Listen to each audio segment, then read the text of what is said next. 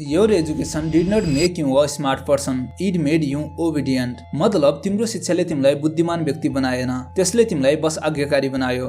थोरै सोच, स्कुलदेखि लिएर कलेजसम्म तिमीले रिवार्ड के चिजको लागि पायो? धेरै प्रश्न सोधेको कारणले या सिस्टमलाई च्यालेन्ज गरेको कारणले? यी मध्ये कुनै पनि कारणले होइन।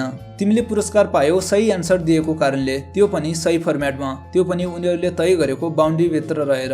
तिमीलाई यही कुरा ट्रेन गरियो कि याद गर्न सिक, रिपिट गर्न सिक, नियम मान्न सिक। अहिले तिमी एनालाइज गर्छौ भने पनि तिमी त्यही सीमाभित्र रहेर सोचिरहेका हुन्छौ जो पहिलेदेखि नै सेट गरिएको हुन्छ। किनकि रियल थिङ्किङ अनकम्फर्टेबल हुन्छ, त्यसले अथोरिटीलाई प्रश्न गर्छ, गलत हुनुको जोखिम लिन्छ र सिस्टमले यो कुरालाई बिल्कुलै मन पराउँदैन।